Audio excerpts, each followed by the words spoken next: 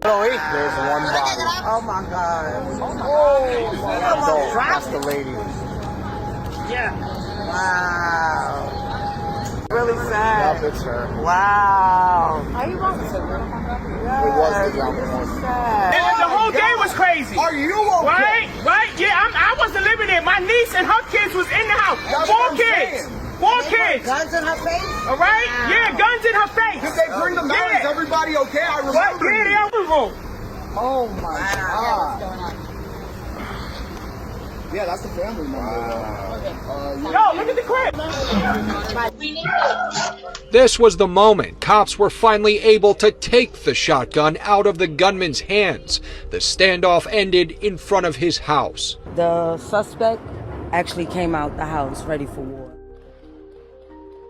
It certainly sounded like war as the man came face to face with police outside and refused to put down the shotgun.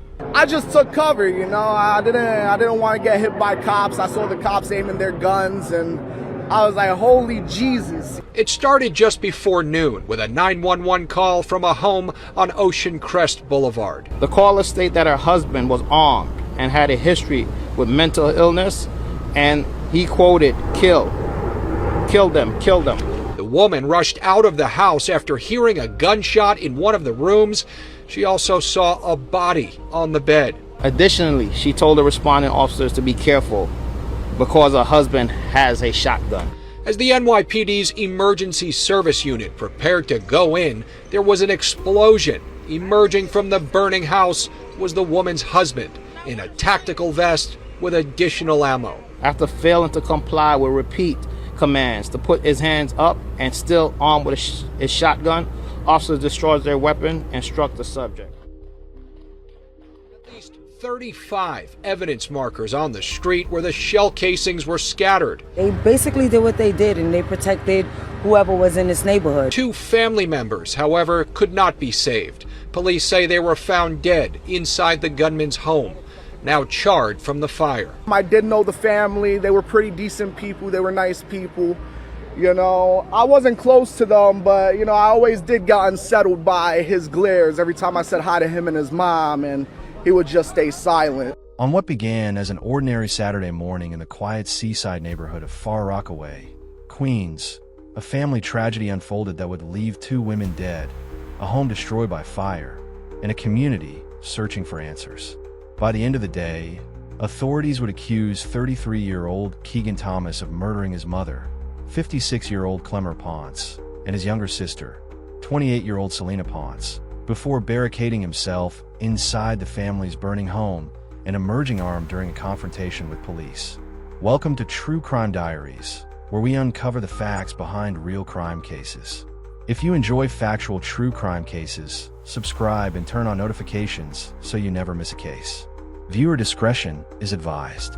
The incident occurred on Saturday, July 25th, 2026, at a residence on Ocean Crest Boulevard near Beach 25th Street in Far Rockaway, a residential neighborhood in the southeastern section of Queens, New York.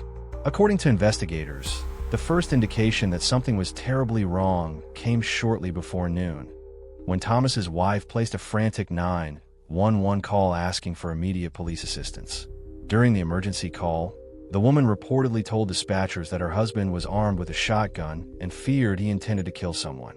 According to police officials, she also stated that Thomas had made alarming remarks and that she believed lives were in immediate danger.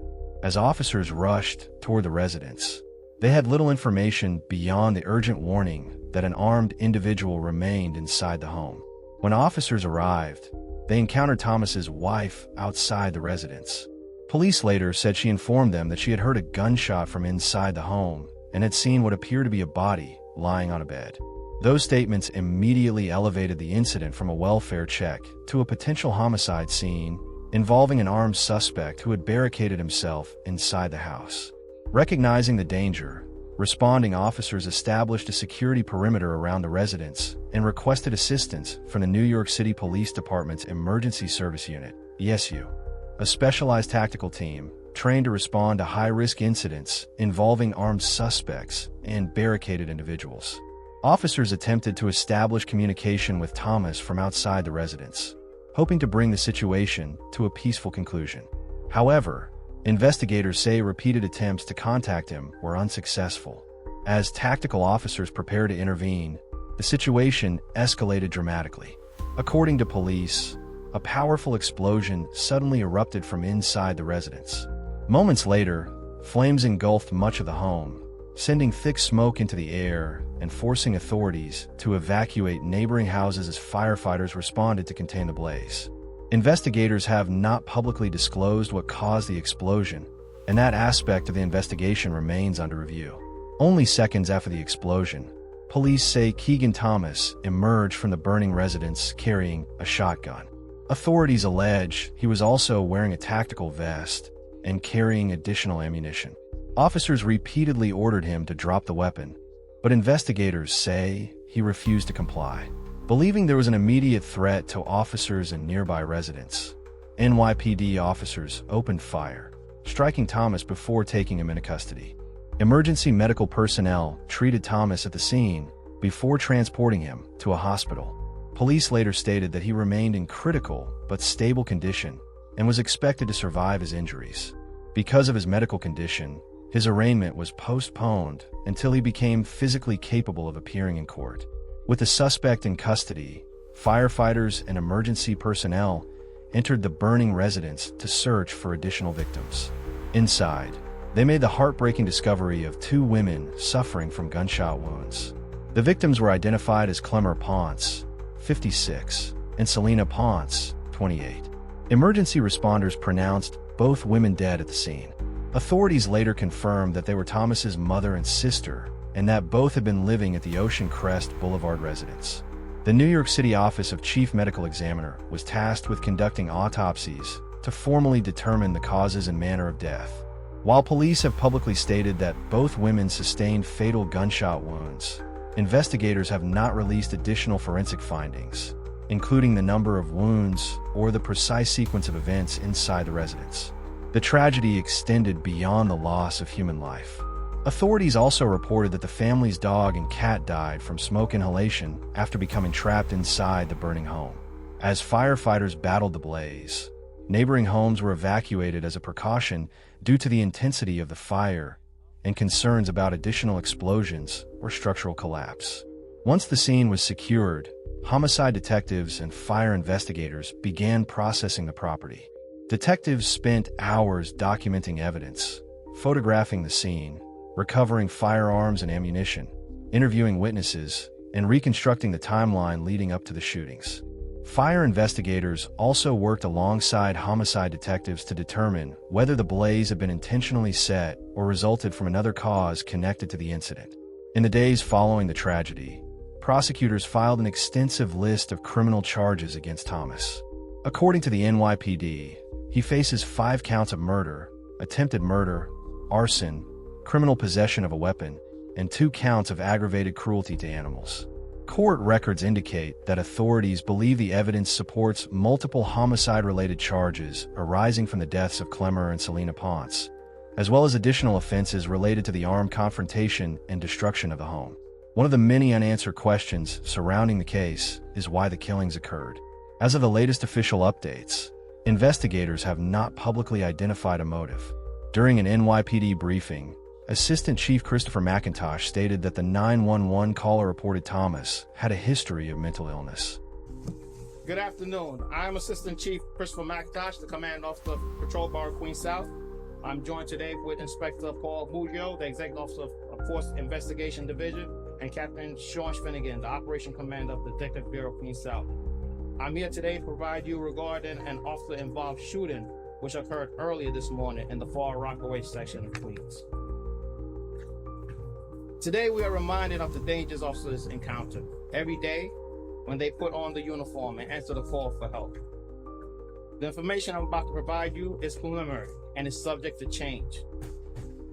At approximately 12:02 p.m. this afternoon, patrol officers from the 101 precinct responded to 2533 Ocean Crest Boulevard after receiving a 911 call for shots fired inside the residence. The caller stated that her husband was armed and had a history with mental illness, and he quoted, kill them.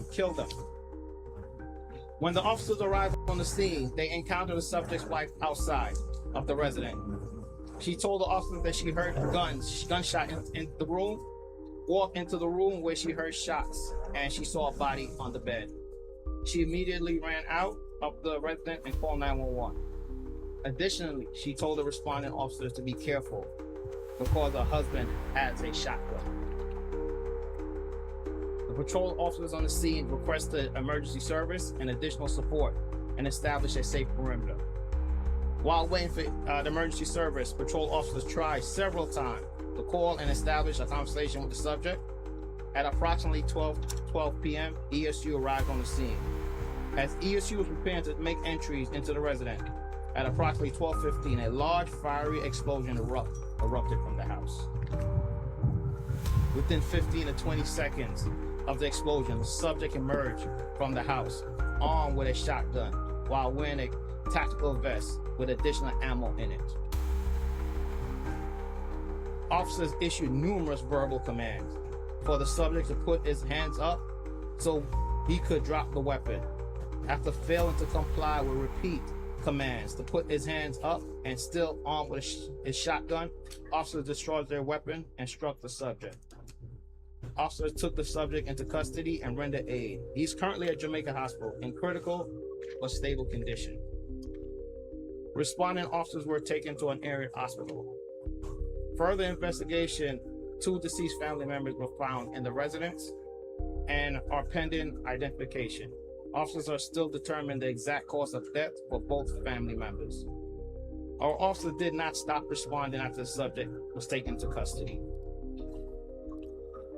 Since the resident was slowly getting engulfed in flames, officers immediately began to evacuate the nearby houses and kept everyone safe.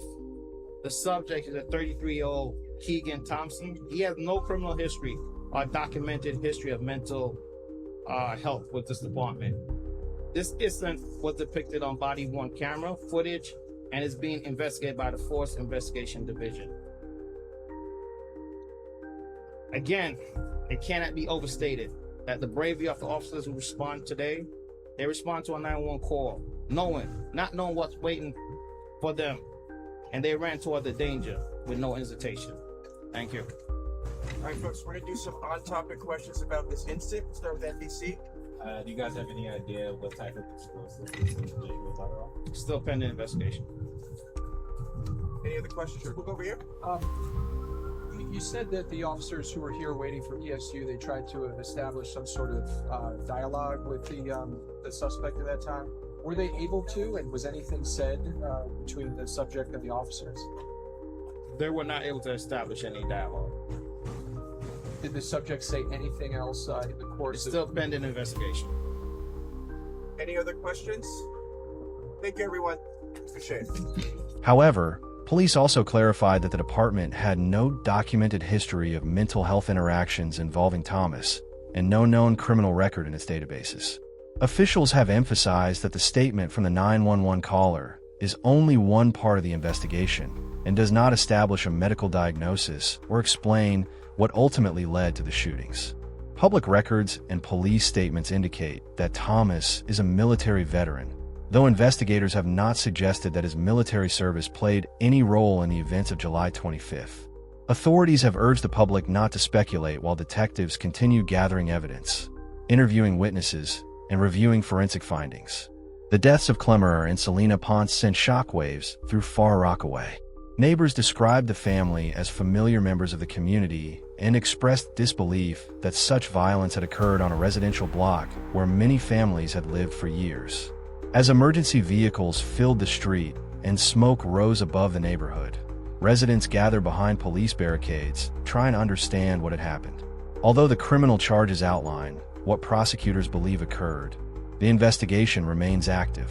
Detectives continue to review physical evidence recovered from the home, analyze forensic findings, examine electronic evidence, and prepare the case for prosecution. Additional details are expected to emerge through court filings, witness testimony, and future legal proceedings. At its core, the case is a devastating example of domestic violence within a family. In only a matter of minutes, 2 women lost their lives, a home was reduced to rubble, pets perished in the fire, and an entire neighborhood witnessed a deadly police confrontation. While investigators continue working to establish a complete picture of the events leading to the tragedy, many questions remain unanswered. Until those questions are addressed in court, the full circumstances surrounding the deaths of Clemer Ponce and Selena Ponce may never be completely understood. Normal, I always avoided conversations with the guy, he was a little strange. In what way? He just, when I say hi, he would give me a 1,000-yard stare, and the lady was nice. She was a nice lady, she talked crap occasionally, but who doesn't? And her son got crazy one day, and this was a couple of days ago, and shot his mom with a shotgun, a bullpup shotgun, Caltech. Yeah. And they say he's military, but I heard 2 gun blasts, but I figured that it was the neighbors being reckless, but then after that, it's like I saw his girlfriend going across the street screaming, "Oh, he got a gun." Mm-hmm. And that's when the cops came in. They swooped in the scene, and they yelled at him. They was like, "Yo, put your gun down, But instead of putting his gun down, he points it at the officers. The officers, they let him have it, He's still alive. Right. He's still alive. He's in critical condition, I heard. They shot him in the vest because he was tacked out. He had bulletproof armor on. This is what you saw all from your window? All from my window, right there. That spot. Uh-huh. You see that blood spot over there? Yeah. Yeah, that's where it all happened. Was he saying anything? Yeah, he was screaming things like, "Oh, I'm gonna kill everybody. I'm gonna kill the block. I'm killing them all." He was screaming all types of crazy stuff, man. He was always crazy, man. And I always told that lady, she needs to be careful, but that's her son. I can't tell her otherwise. In that house, there was a lot of domestic violence going on. I keep hearing them screaming at each other. I'll see him at late nights throwing bottles and breaking glass. Excuse my French. Glass vases right here. Like outside? Yeah, he'll come outside. I even seen him climb through the window once and just start screaming at everybody in the house, kicking the pit bull and, hitting the cat and stuff like that, He was a real weirdo, As this case moves through the justice system, many of the questions that haunt this tragedy remain unanswered. What led to the events inside that Far Rockaway home? Could there have been warning signs that went unnoticed? And what evidence will ultimately emerge in court to explain the motive behind the deaths of Clemer Ponce and Selena Ponce? For now, those answers remain with investigators and the legal process. What is certain is that 2 lives were lost, a family was forever changed, and an entire community was left grappling with the aftermath of an unimaginable act of violence. As with every case we cover, it's important to remember that behind the headlines were real people whose lives mattered. Clemer Ponce was a mother, Selena Ponce was a daughter and sister, and their loss continues to be felt by those who knew and loved them. We extend our deepest condolences to their family and friends during this difficult time. We'll continue to follow this case and provide updates as new, verified information becomes available through official investigations and court proceedings. If you found this informative, consider subscribing to True Crime Diaries for carefully researched, fact-based coverage of criminal cases from around the world. Your support helps us continue producing respectful and responsible true crime documentaries. Thank you for watching, stay safe, look out for one another, and we'll see you in the next case.